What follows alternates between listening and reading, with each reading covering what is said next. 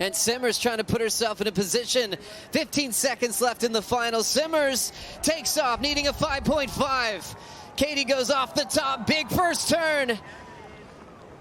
5 seconds on the clock. This will be the last wave of the final. Simmers has to stay on her feet. S-ing her way into this inside track. Has a section to work with, hits it off the top and rides away. Wow. Whitaker celebrates with Gabe Garcia. She draws different lines to the other girls, you know. She charges, and it seems like she reads the ocean really, really well, which is really crucial for the girls to get into positions to catch hard waves.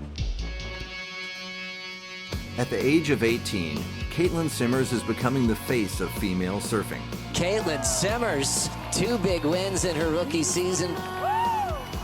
Katie Simmers coming from a place called Oceanside, California. There's this kind of grit to it. Katie Simmers is really proud to be like that OG Oceanside.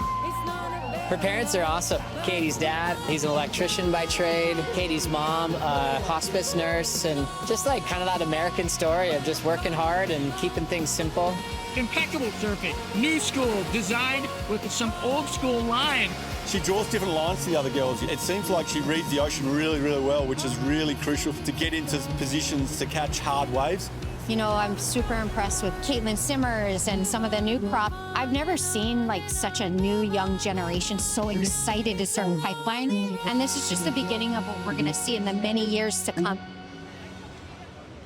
The women's quarterfinals, Tatiana Weston-Webb in the blue, Caitlin Simmers in the red. Caitlin has first priority right now. Caitlin Simmers at back door. Oh, simmering, boiling on the stove and coming out. Wow. Behind the peak, completely backdooring that section. That is what we love to see. 917 for Katie Simmers. She's out to prove that she means business.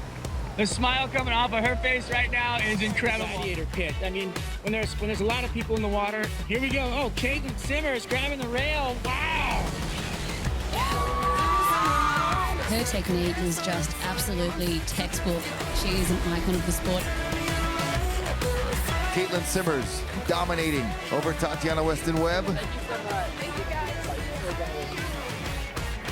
Those were my 2 only waves I've had my whole season here. Like, I kind of can't really get waves here, so I was terrified out there, but I'm glad I got some. Yay! It's time for the final. Caitlin Simmers taking on Molly Picklum. Thank you so much, guys. Molly has come into this year so strong, so focused. Nothing is getting to her, but Katie could be a dark horse and to take that win. Molly Picklum locks in, pulls in, standing tall, and gets blown out at backdoor. Here goes Katie Simmers pulling in, huge backdoor section, and she reappears. And right when you see Molly start with a 927, Caitlin does have an answer back. Opportunity setting up for Katie Simmers. Drills it, how about that hack? Molly Picklum, she needs a score of a 339. Katie's just got to just hold it for a couple minutes. Molly up and riding, grabbing rail in the barrel. Can she thread it out? No! Katie Simmers is your champion of the Lexus Pipe Pro presented by Yeti. Yeah, girl! Katie, congratulations. Pipeline for the girls. That's all I have to say. This race's terrifying. I respect everyone who wants a part of it, and I respect everyone who doesn't want a part of it. To have this new generation step up, it's a monumental shift. Here goes Katie Simmers pulling in, huge backdoor section, and she reappears. Katie Simmers charged her way to the biggest win in women's surfing history to date. Katie Simmers is your champion of the Lexus Pipe Pro presented by Yeti. Pipeline for the girls. The finals day at Pipe will go down in history as one of the most remarkable days that's ever happened. For the women to finally be given a platform, showing the world that this is their time. Katie Simmers is so good at what she does that she is confidently rolling through pipeline. Now she's going to come out here at Sunset with that confidence and probably put it to work.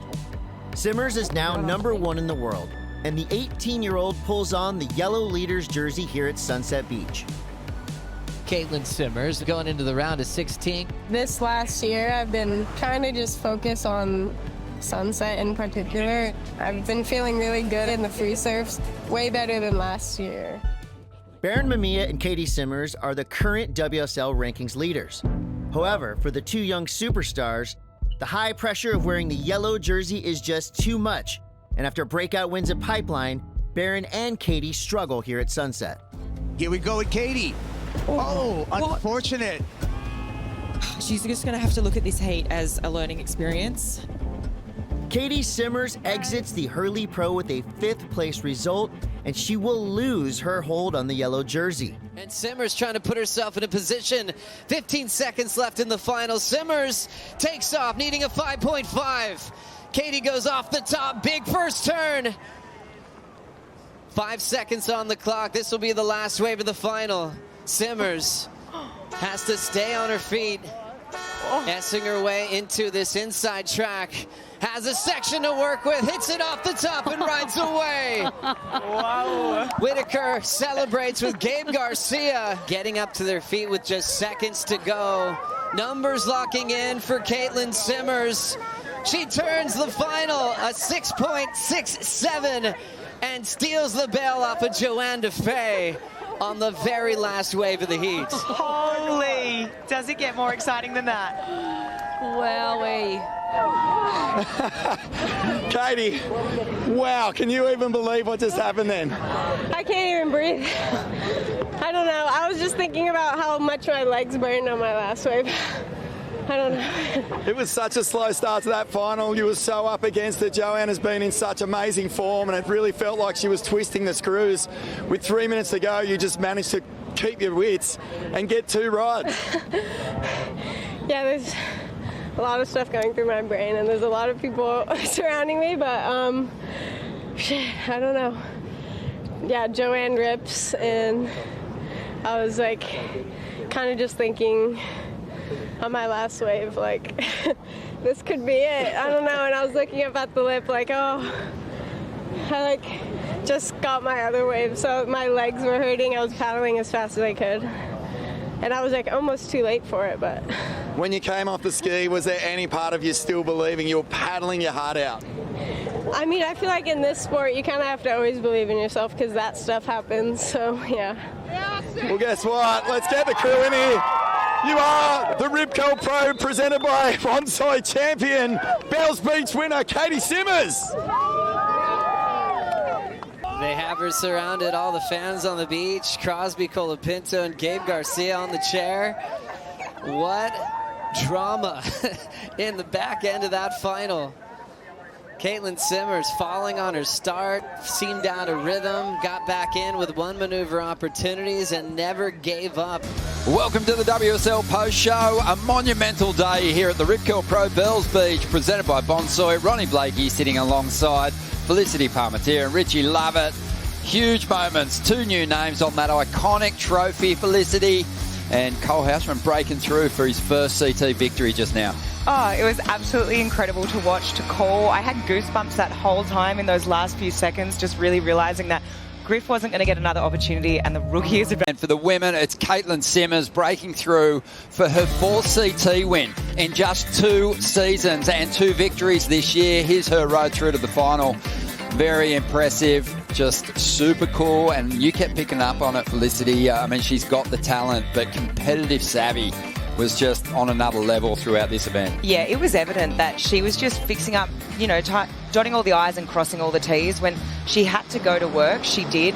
Whereas I think previously we've seen her, when the wheels fall off or she doesn't instinctually get the wave she wants, she just has a hard time going to work. But this event, there was just, those sliding doors moments where everything just started to click for her, and just making great decisions. She was dotting I's and crossing T's and then scribbling all over it because she's doing stuff out of the box. It's stuff that is different to what all the other women are doing, right? She's bringing a new approach, new lines, and she's got this underlying speed and a youthful energy to her attack, and that's her weapon at the moment. And if she keeps at it, she's going to be hard to beat.